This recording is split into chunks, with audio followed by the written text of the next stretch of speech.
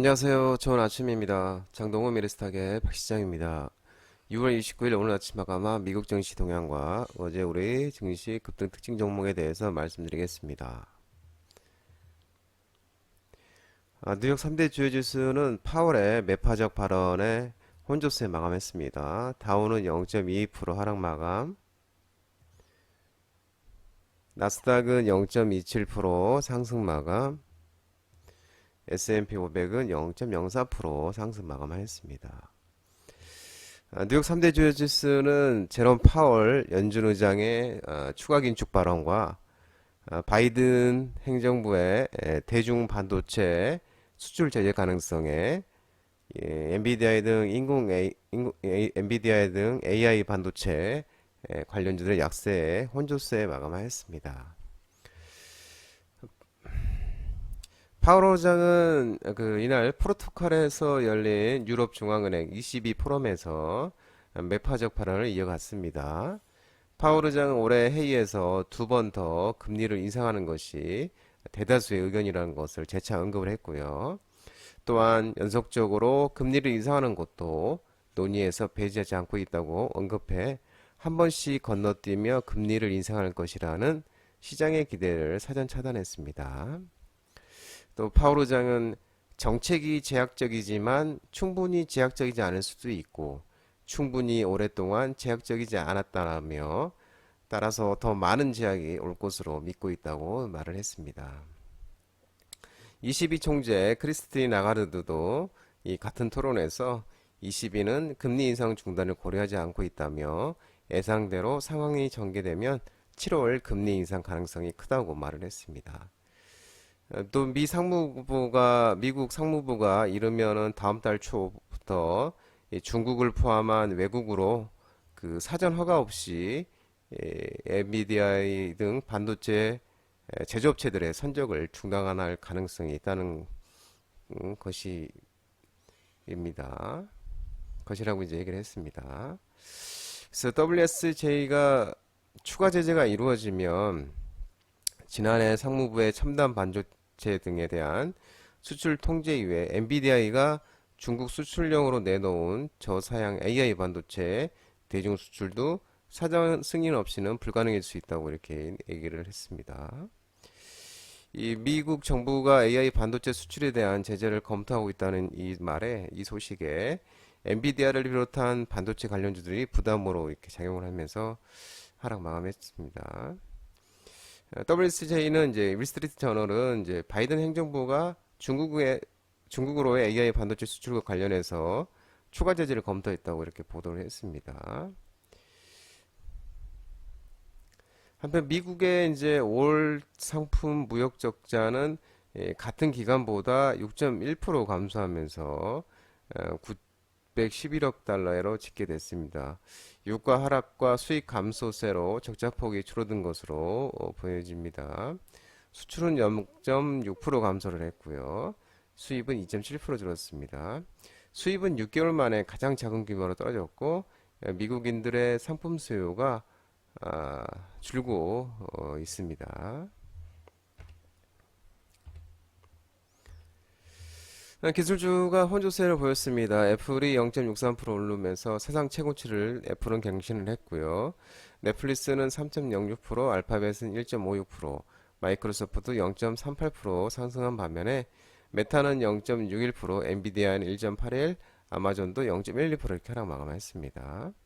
전기차 테슬라는 이제 스웨덴의 볼보 아시죠? 스웨덴의 볼보도 테슬라 충전소를 공유한다는 소식에 그리고 또 2분기 중국 판매가 사상 최대를 기록했다는 소식에 이번 주말 나올 2분기 차량 인도 실적을 발표를 앞두고 2.41% 이렇게 상승했고요. 256.24달러의 장을 마감했습니다. 루시드도 5.25% 상승했고 니콜라는 이제 5.45% 이렇게 상승했습니다. 루시드 같은 경우는 전날은 이제 007 시리즈 나오는 차 영국의 에스턴 마틴과 협력하면서 전기차 생산한다는 호재가 또 지속되면서 또 이제 오늘은 마감할 때 이제 사우디 국부펀드가 루시드에 투자를 두 배로 늘리는 등 호재가 이렇게 있으면서 5.25%로 상승했습니다. 유럽 주요국 증시도 일제히 상승 마감했습니다. 포르투갈에서 열리고 있는 이제 유럽 중앙은행 22 포럼에 참석한 주요국 중앙은행 총재들이 매파 발언에도 상승 마감했습니다. 독일, 프랑스, 영국 다 이렇게 상승 마감했습니다. 국제유가는 원유 재고, 미국의 원유 재고가 큰 폭으로 감소하면서 상승 마감했습니다. WTI는 69.56달러, 2.75% 상승 마감했고요.